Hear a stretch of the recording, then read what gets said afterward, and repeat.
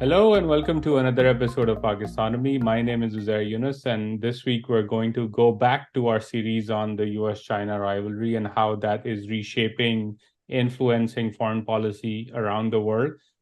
Today, we've previously talked about East Asia, the broader context of this rivalry, and we're going to talk about India and China today with Tanvi Madan, who's been on the podcast before. Many of you already know her. Tanvi is a senior fellow in the Project on International Order and Strategy and director of the India project at the Brookings Institution. She's also written and is author of a must-read book on China and India called Fateful Triangle: How China Shaped US-India Relations During the Cold War. So when I was thinking about, okay, we've gone to East Asia, now let's start making our way west, start with India, and then probably in the next few weeks, we'll do a couple of episodes on the Middle East and Africa, and then make our way to Latin America. So Tanvi, thank you so much for taking out the time and joining us today once again on Pakistonomy. Thanks, Uzair. It's great to be back on the podcast. Tanvi, I want to begin with sort of understanding or situating where things lie today between India and China. Obviously, there is a big state visit coming up with Prime Minister Modi coming to Washington, and we'll get to that later on in the conversation as well. But there was the SCO meet in Goa, but now that SCO heads of state meeting is a virtual, it's not going to be held in person. So help us understand what is the current status of the India-China relationship, and what are some of the key facets of tension in this relationship at this point in time? Where I would start is that you have, as a former Indian Foreign Secretary, also a China hand, was Indian ambassador to China, Vijay Gokhale, now a scholar, amongst other things, at Carnegie India. He wrote in a piece that, this is India and China now in a state of armed coexistence. I've heard former Indian National Security Advisor Shiv Shankar Menon say something similar. And this is a change from, so to give you the contrast, you could maybe have described this relationship 5 years or so ago as one of a competitive engagement. There were aspects of cooperation, competition, potentially conflict. But I think since the boundary crisis that started around this time, or just before, kind of early May, late April, early May 2020, then continued with the first fatal clash at the India-China border in 45 years, and continued through that summer. And in many ways, that border crisis remains unresolved, and that's separate from the broader border dispute. So if you're looking at why India and China are in this state of armed coexistence, Ambassador Gokhale has also called it the lowest point in India-China relations since the two countries fought a war in 1962. At the core of it is that tension over the disputed border. It is the longest undemarcated boundary in the world, and so they're competing claims. And so I think that border dispute, and particularly as India sees it, a sense that in 2020, China moved to change the status quo at the border unilaterally, using force, or the threat of the use of force, and that this was in violation of border agreements that the two countries had signed, about 5 of them, by which India and China had agreed to manage the boundary dispute, maintain peace and tranquility, as they put it officially, at the border. And that managing of the border dispute, not necessarily resolving it, though there was kind of a potential to do that, that management of the border dispute was going to open up the relationship, cooperative aspects of the relationship. And so you did see that for a number of years, where China had become India's largest trading partner. They were cooperating on kind of global governance issues, on climate change. They were taking kind of collective stances on things like cyber governance, on trade. And the reason I mentioned that cooperative period is you now see the contrast, where even the areas where you saw cooperation in the past, economics, global governance, you're now actually seeing tensions in the relationship. So just kind of briefly to outline, set aside the border dispute. People say, well, if this border crisis gets resolved, will India-China relations go back to being normal? And the answer is you can even not just resolve the crisis, you can even resolve the border dispute tomorrow. And there will be all these other issues problems that India sees in terms of its China relationship. On the bilateral front, the kind of sharing of the Brahmaputra river waters.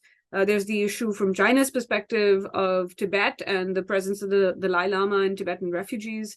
There's now economic friction, even prior to the 2020 crisis or prior to COVID. You saw India be very concerned that this was essentially an asymmetric economic relationship, whether in trade, whether in investment, which was minuscule.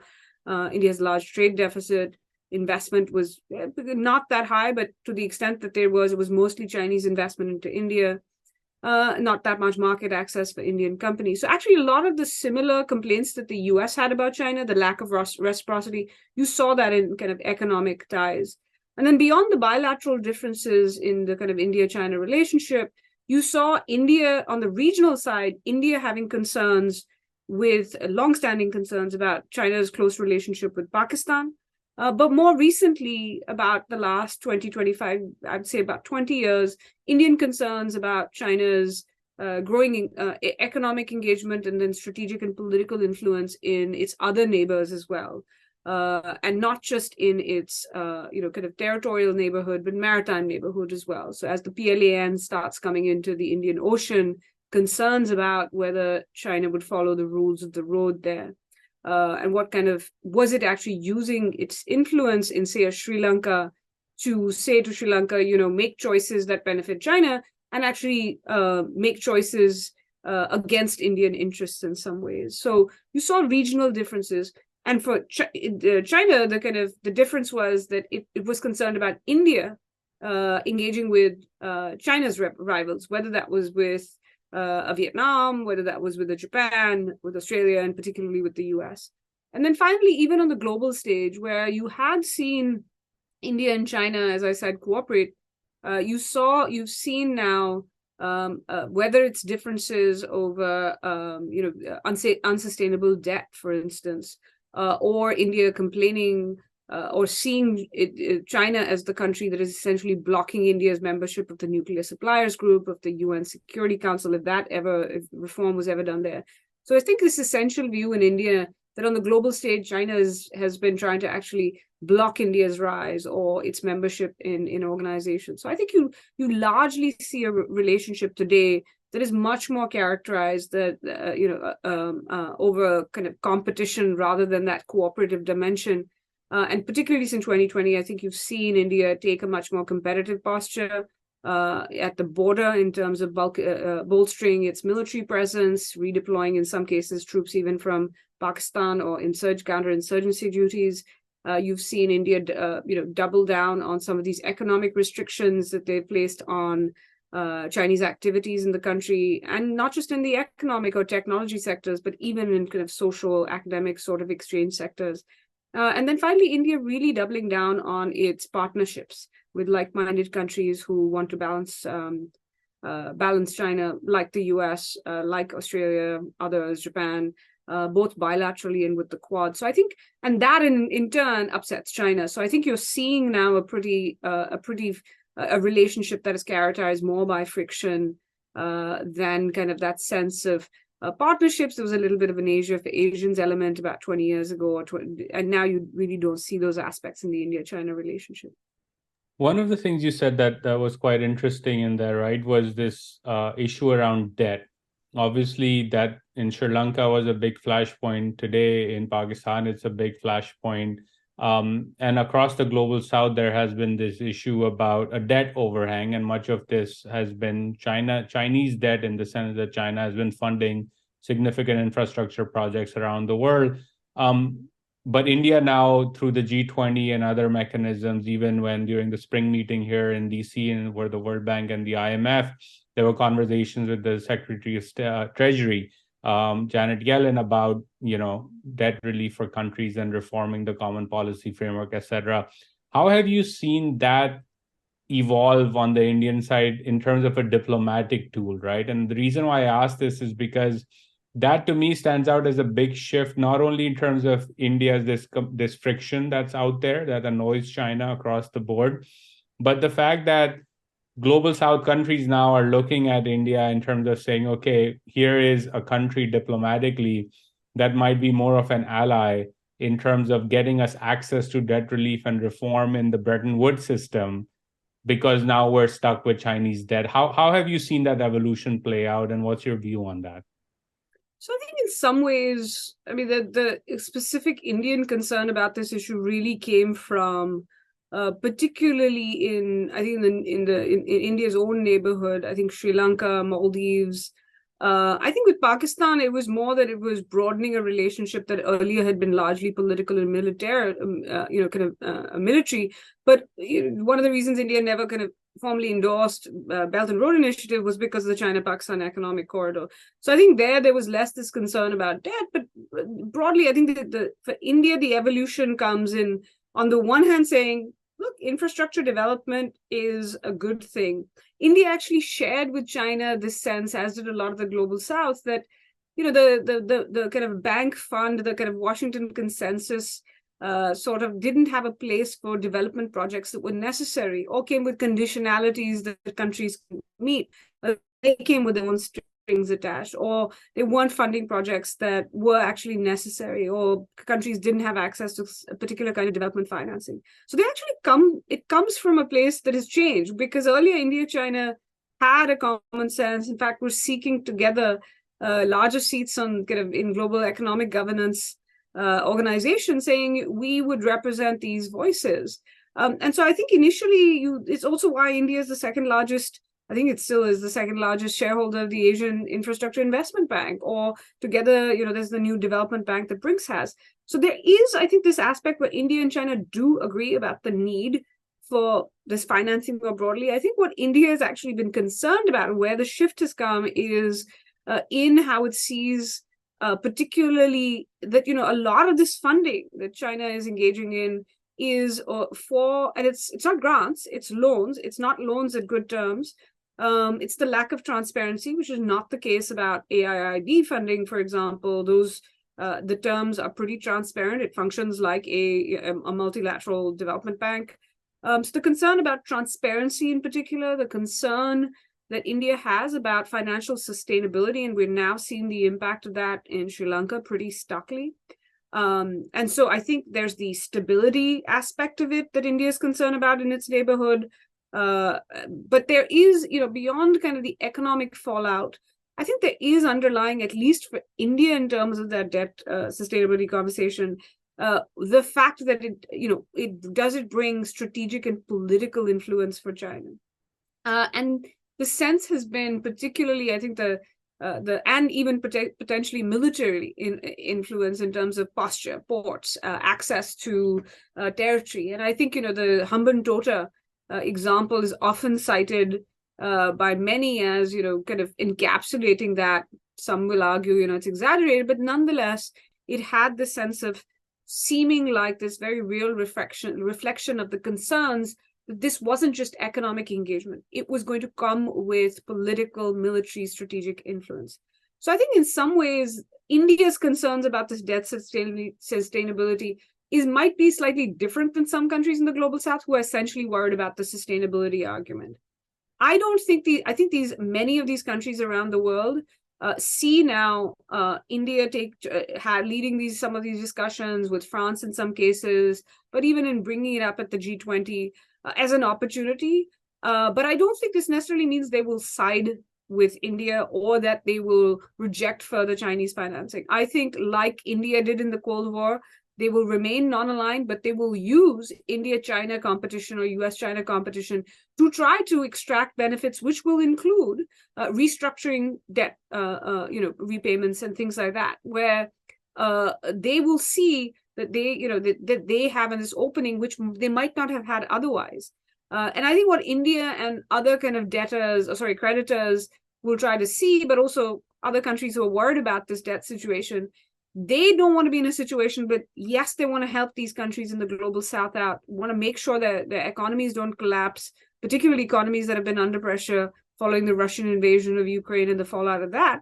But they don't want to see these countries' economies collapse. They want to see kind of financial sustainability, fiscal sustainability, but they don't want to create a moral hazard, right? That, or essentially end up helping them repay China, but not other creditors off. And so I think there's this balance. So these countries are going to try to make sure that they can actually buy space, not just with India, the bank, others, but potentially use that then to also try to create some space with China. So I think they will play one off against the other. But I think for India, they recognize kind of that, bringing up, along with the US, and the Trump administration started it, others have followed, it's a good way to highlight the downside of some of this kind of the Chinese loans, the Chinese terms, these non-transparent projects. It's a good way to make the case for alternatives, but it's also, they have to be wary of, you don't want to create a situation where you're saying to these countries, go ahead, take all these loans, let China get influence in your countries, and we'll help sort out your problem if there is a problem at the end of the day. So I think it's going to be interesting to watch as we go into the G20 summit in India in September, how they find this strike this balance.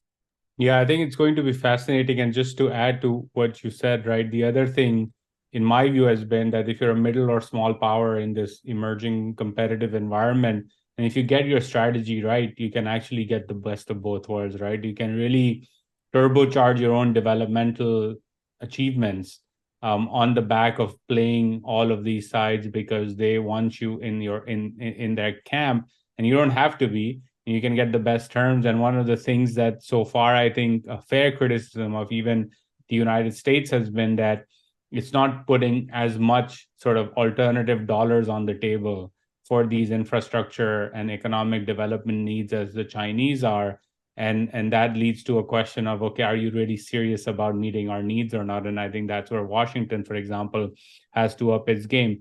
Coming back to that's a good segue into the Washington side of this equation. Prime Minister Modi is coming to India for a state visit in 3 weeks' time. A lot of conversations in Washington, as I'm sure you're aware, about the dynamics of that trip and the importance of that and the role of India in the Indo-Pacific, etc. How significant is this trip from your perspective? And what are some of the key areas in which, key areas that this visit will help shape into the future? Right? We're hearing a lot about manufacturing of semiconductors and new and emerging technologies and looking at supply chain resiliencies, et cetera, but also on the strategic side as well. So what do you think is going to be the key sort of the key sort of top line achievements of this trip, and what should people keep an eye out for?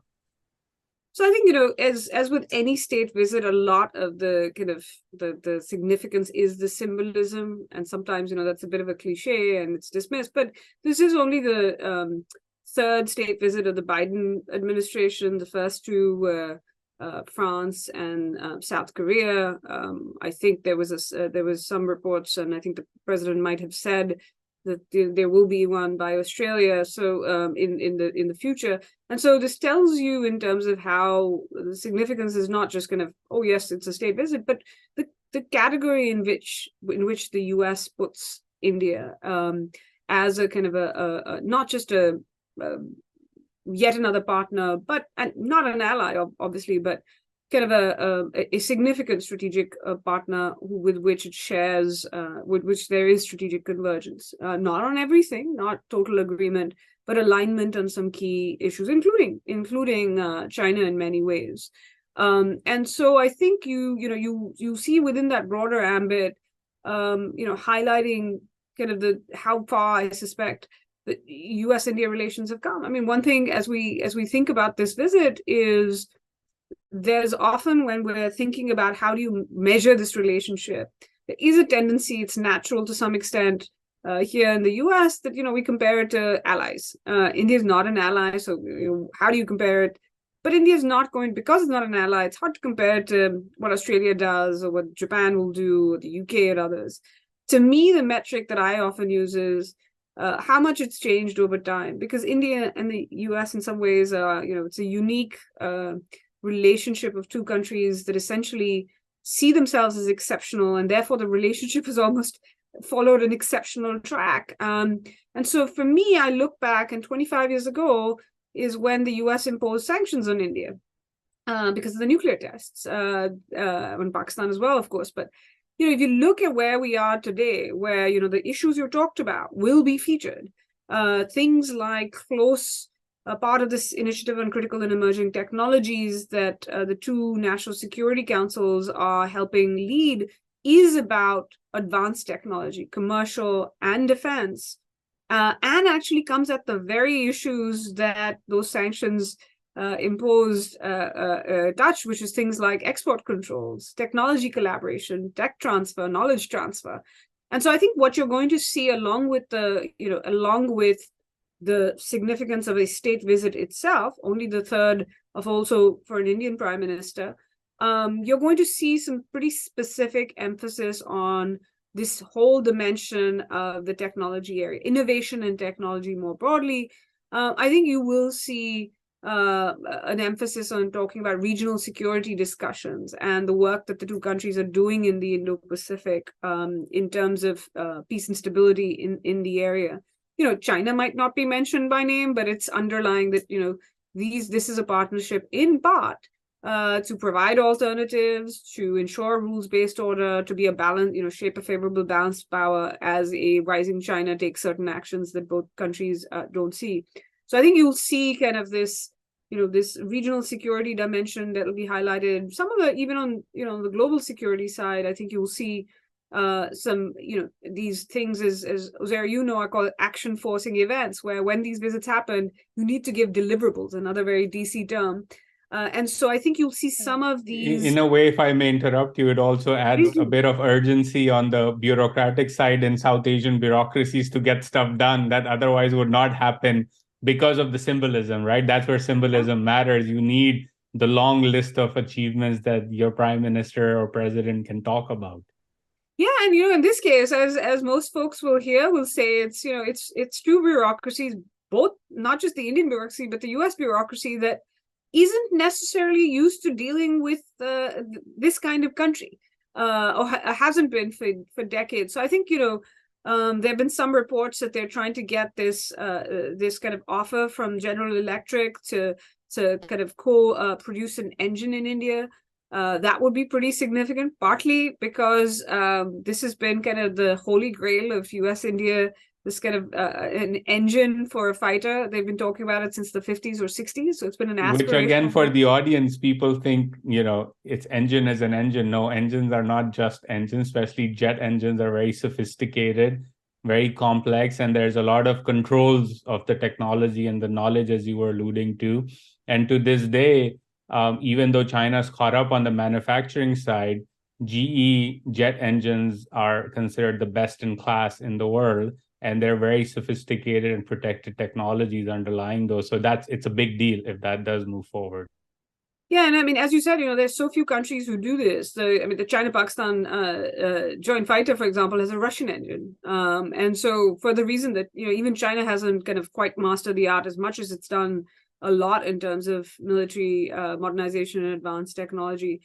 So I think, you'll see kind of, I think, this underlying technology innovation theme, clean energy, clean tech, I think will be another area that you will see. And I think underlying this will be this idea that this is about economic security, it's about national security, because you'll see a lot of talk around resilience, I suspect. And some of the themes of this came up in the Quad leaders summit, and the documents out to that as well. You'll see it in terms of kind of some of the maritime security discussions. But underlying all these, I think, is where this is also different from, say, even kind of India-Russia ties, which are nowhere in the league these days in terms of breadth that India-US relations are, is partly what makes this different is the kind of people-to-people dimensions, whether that's students, whether that is, scientists, whether that's CEOs these days. And so I think that diaspora element, by the very nature of the kind of relationship, will also feature significantly. And I think, these state visits are always kind of moments to take stock. And so I think you'll see a lot of analysis. We've already seen some about, where do US-India relations stand? I think the administration here and the Indian government will be making a case for the future. But, there are, as questions about what expectations the two countries can have of each other and whether they can deliver on them. A quick note on that. You mentioned the diaspora, right? And it's something that I've seen, at least it stood out to me over the last few months with the Russian invasion of Ukraine, not just on the Indian side, but even on the Pakistani and Bangladeshi side across South Asia. Was this in the broader dynamics of the public diplomacy side or the people's conversation, right? Whether it is folks in the diaspora here, at least that was my experience, or you look at survey data or the conversation on social media in India, Pakistan, Bangladesh, etc., is this latent anti-Americanism that comes out. And we saw that when Russia invaded Ukraine, and there was a big conversation on, whether America is even a friend or not, Russia is so much important, etc. How much of an impact do you think those sentiments play on a relationship like that, a relationship that is by all means on an upward trajectory? And as you said, it's much more, the breadth of it is much more significant than Russia. What does that discourse do to this relationship? Do you think it has any impact at all, or it's just noise that policymakers tend to ignore and get past? So I think it is, there's a bit of both, in the sense that I do think what you've seen, particularly in the India-US case, is they have recognized that there's a difference on Russia, and they have worked very hard, actually for years, but particularly since the Russian invasion, to manage that difference, because they see a larger strategic convergence, and not just over shared concerns about China, but economic ties, technology ties, these people-to-people ties as well. So I think there's kind of an interest in a mutually beneficial aspect of the relationship that both sides see, though often, each one says the other side is getting more out of it. But nonetheless, I think the governments have soldiered on. And so you can say that, look, there's this public discussion, but nonetheless, the governments can ignore it. Having said that, I think it is important in democracies to take the publics along. On the one hand, I also wonder how much of this is noise, because yes, you see, sometimes, especially on social media, the loudest voices are often the ones who are kind of the most skeptical. It's a different matter that most of the children study in the US and not Russia. But that's besides the point. I think where you see, if you look at even kind of the Indian discussion about the Russian invasion, if you look at the not just English editorials, if you saw regional newspapers, if you saw even some kind of TV coverage, it was actually critical of the Russian invasion. Some of it was, what in the world is Russia doing to itself? But I do think where this, you're very right about, at best, skepticism of the US, at worst, anti-Americanism come out.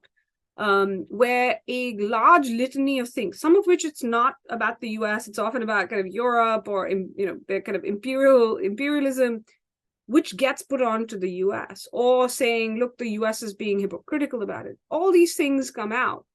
And some of it is, I actually think one of the things that ended up fueling that was the fact that the US and Europe went into with us or against us mode in the beginning.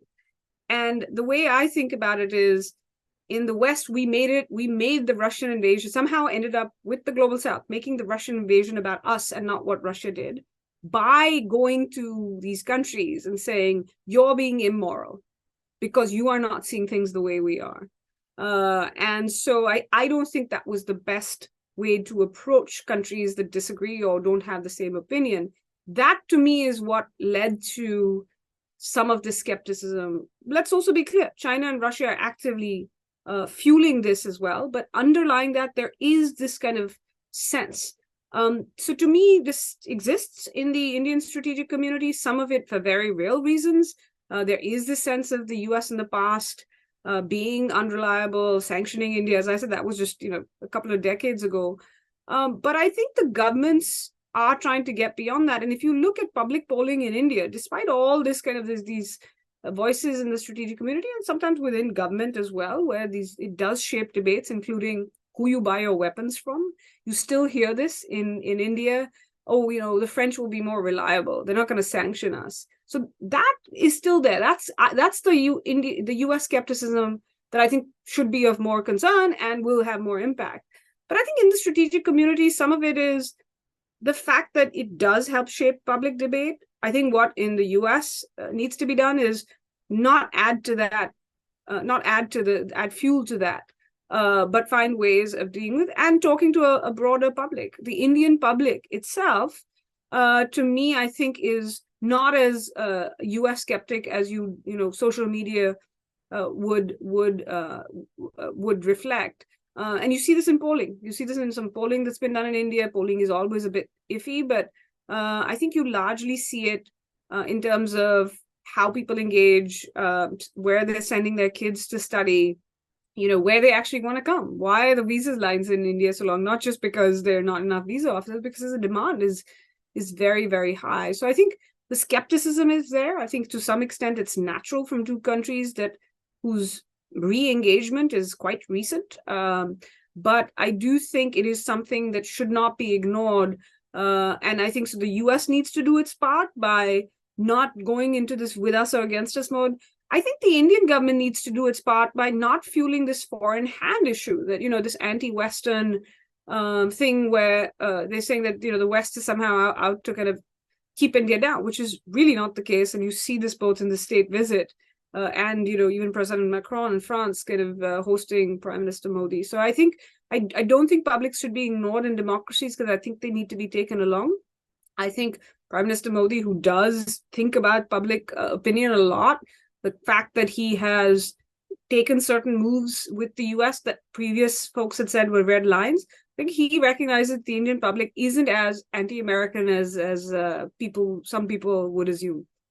Yeah, I think I agree with you on the moral terms in which the invasion was framed was, a bit rich for a country that a couple of decades ago invaded Iraq on dubious and flat out lies, basically, right? And there's no other way to describe what happened over there. So that rubbed the global South the wrong way. Rubbed me the wrong way at a personal level, I must say. But then the other point on the Indian side, in terms of leaders playing into that, right? I think it was Piyush Goyal who described Amazon as the new reincarnation of a new East India company. And I don't think anyone would appreciate framing Amazon as the East India company coming back to extract wealth out of India, and that certainly doesn't help the view of corporate America when it comes to India as well. No, and you see the change now where Minister Goyal is helping lead efforts as India participates in IPEF, the Indo-Pacific Economic Framework. And so I think you also start recognizing over time, especially as challenges appear, like China, which for India is a political, economic, technological, even ideological challenge, that you then, the whole world you can't kind of dismiss the whole world. And so you do need to find like-minded friends and partners. And you've seen the change, even from folks who had earlier said, look, we don't want these companies. I think the bigger debate in India, as we think about, to me, there's not really that much of a debate on China anymore in India. To me, so when people say, where is India going to stand in US-China competition? And people take the Soviet, the Cold War model and say India is going to be non-aligned, it's going to walk a middle path. And I don't think that's the case, not because of anything for the US, it's because India's own challenges with China. So I don't think it's non-aligned when it comes to China. I don't think there's that much of a debate. I think where the debate in India, whether it's to do with the US or other international partners, is fundamentally on openness, on how much to engage geopolitically, economically, technologically with the world. So in the US case, how do you treat an Amazon?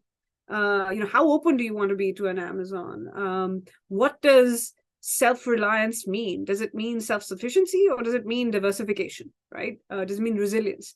And those two things result in a very different pathway you take in terms of how far and fast do you deepen ties with a country like the US. So to me, if you're looking at just the US, the big debate is how far and fast should this partnership go? Not should there be a relationship with the US, but also more broadly, how open should India be to the world?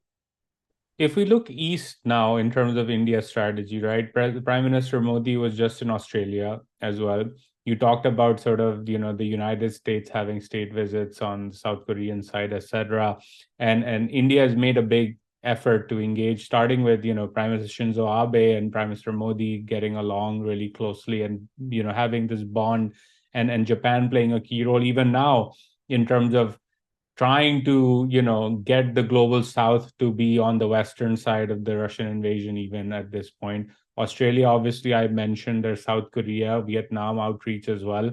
How do you assess India's Eastern strategy in terms of foreign policy and looking at like-minded countries, or some that may not be fully as like-minded, but have a shared concern over a rising China or a more bullying China, so to speak?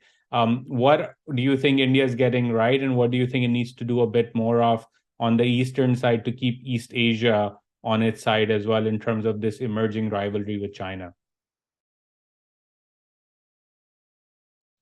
So I think India has, it's part of this kind of broader Act East policy that India has followed. But I think it's been both in terms of momentum as well as just breadth changed over time. And some of this is because of India. Some of this is because other partners have become more desirous of engaging with India as well for different reasons. So what you've seen is India with all the countries you mentioned, really kind of whether, and you can think about it as in concentric circles. So, India's neighborhood first, but then it's kind of Act East, which is Southeast Asia, and then these kind of East Asian / oceanic partners, and then, the US fits into that as well. And I think, and there's also the Middle East dimension these days, which doesn't get much attention, but India thinks about China in kind of that part of the world, as India calls it, West Asia, as well, because there's a whole infrastructure push right now on the Middle East side. Exactly. With the port in Haifa and other opportunities coming up, which also the Saudis and the Emiratis and the Egyptians are very much interested in as well, because they also want to counterbalance and have some diversification in terms of their relationships over there. Absolutely. And so I think what you're seeing is an India that says, we need to engage in Southeast Asia for different reasons. The initial push for India, especially with ASEAN countries, was economic. It wasn't necessarily strategic, though it had ties.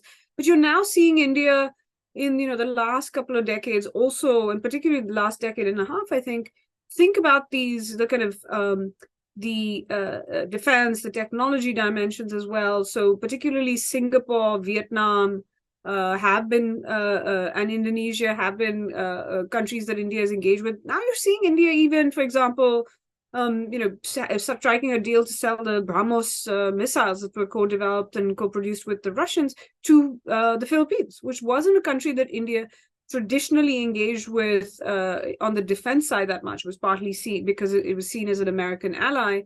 But this is India developing these kind of independent diplomatic, defense, economic, even the Modi government, where it's kind of quite a distinct, is drawing on cultural links with these countries as well, whether Buddhist or Hindu or kind of historic more generally. And I think you're then seeing it also, though, fundamentally goes back to that economic dimension that, essentially India lives in a broader Asia, that yes, there is the regional balance point of view, that it needs to work with countries to shape a favorable balance of power, to deter China. But it's also an economic dimension that India has believed that this part of the world is crucial, and this extended world. So going out from Southeast Asia right to the kind of western shores of the U.S., as Prime Minister Modi has defined the Indo-Pacific to India's east, is to really kind of see this as the economic driver for India. And for its economic transformation and for its technological transformation as well. So I think there has been this aspect of, yes, independently, these areas these partners are important for India, but I think there is an element to balance China, to provide alternatives, to work with partners. I think another dimension has been particularly, you mentioned South Korea, Australia, and Japan. These are countries that India also has now defense relationships with, with the case of South Korea, even defense industrial cooperation with. And I think some of that has been what you talked about earlier, which is skepticism of the US. I'd say that, India is not hedging between the US and China, but it does hedge against uncertainty about the US. And so it does that in two ways: by building its own capabilities, so it doesn't need an external partner, but some of it is or doesn't get over dependent on any country, particularly the US. So how do you hedge against uncertainty about the US or over dependence of the US? You indigenize and you diversify. So you make sure you have these other partnerships. Some of this also came from the Trump years, where not just India, but in Australia and in Japan, suddenly everybody was looking around and saying, can we depend on the US being here? And we cannot wait for the US to, come up with these initiatives. The Quad, for example, the Japanese initiative, it gets revived as Japan, Australia, and India are actually concerned about the US commitment to the region and whether that will come through. So I think for India, as it thinks about this region, its Eastern strategy, it is really about building these partnerships, building space for itself, building a favorable region, ensuring a multipolar Asia, as India puts it, as opposed to the part that gets unsaid, India's belief that China wants a unipolar Asia. Where could India do better? I think delivery, and that's connected to the capacity issue, which is at the end of the day, India's capability and capacity constraints are somewhat, it's not intention. India wants to do more. So I think the direction is right. The delivery is where you kind of need, it has to be faster. It has to be more frequent. It has to be, showing up in the region, which I think India is doing a better job of. But some of this is, when you have capability and capacity constraints, you've got a lot of demands on your time and resources, bandwidth. And sometimes I think that is actually, it's not the intentions part, it's more kind of delivery. And for that, there's no substitute to economic growth and development, because that's what's going to power everything else, including in terms of building up bureaucratic infrastructure, being able to provide export credit or loans or even grants. That's the kind of thing that you just need raw economic power to be able to fuel that, as China has shown us. You kind of preempted my question in terms of where India should improve. So I'll ask a different question similar to that note, is that if you were to sort of look at 6 to 12 months into the future, what would be some things that you would keep an eye out on in terms of reassessing where this competition is going and where India is fitting into this competition, right? And again, this could be, my view is it could be things that slow down the way in which India competes with China effectively, or things that, breakthroughs on the India-China side that sort of make it rethink some of the choices it's making, particularly with regards to the US. So what would you be keeping an eye out on, and what should the audience keep an eye out on in the next 6 to 12 months to continue monitoring where India's China policy is going in the future?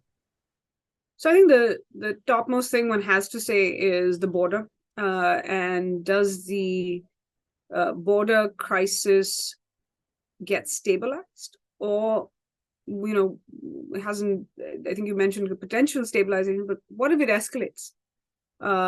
What is that? A Xi Jinping that gets up and decides, you know what, India's been talking a big game. I want to try and teach it a lesson, put it in its place, grab a little bit more territory, salami slice a little bit more, and particularly in an election year for Prime Minister Modi. And I'm not going to do it even before, the G20, so that it could be different. And the stakes, you could have people around Xi Jinping telling him, India doesn't have an alliance, it doesn't have a security commitment. It might be the easier way to actually show that you're strong on national security. Now, I'm not saying any of this will come to fruition or that these assumptions are right, but China has been made wrong assessments and assumptions about India before, and could do that again. But I'm just saying, so the border does something flare up? It could be accidental as well, and I think that would have ramifications. I'm less. There could be a stabilization, but I'm less convinced that will lead to some big reset. And that the reason for that is the border boundary agreements that I mentioned. If you're in India that thinks that China violated boundary agreements, how will you ever trust again that it will not do so again? Plus, as I said, even if the border gets stabilized, all these other issues. And the trend so far we've seen is not a China that's backing down, that is building up, including in terms of its military posture on the kind of opposite side of both Ladakh. and Arunachal Pradesh. So to me, the key thing I would watch India-China is the border. Second thing is, you mentioned some of semiconductor manufacturing, etc. To me, the second thing I'm going to be watching is trends. And India is trying to build its economic resilience and reduce its economic and technological exposure to China. I want to see what the trends, do those trends continue? We've seen India-China trade numbers go up in volume. But one of the interesting things is you start to scratch under the, scratch those numbers a bit further and look that next level of depth is, at least, 4 months ago when I looked at this, India-China trade had gone up, Indian imports from China had gone up. And so people often point to that and say, this is not de-risking or decoupling. But if you actually looked at it, it was something like India's imports from the world had gone up 50%. India's imports from US had gone up, 30, 40 something percent. And India's imports from China had only gone up 33%. So yes, there was growth, but it was much below the global average for India. And so to me, I'm watching those trends because if India is successful, including it, not just diversifying itself, but attracting companies like Apple and others who are trying to diversify, I then think you see a very different technological and economic future for India that is actually more aligned with the West, other than. Third thing, which might not seem like a China thing, but is and would be for India, is the China-Russia relationship.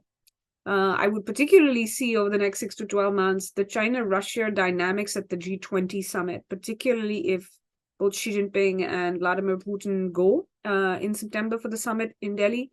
And, do they align with each other in terms of blocking something like a joint statement?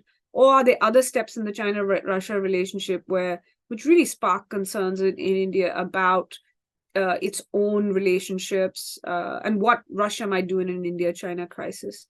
Another dimension I would say is that I would watch, and maybe you didn't want so many things, but I just mentioned a couple of others. Keep it going.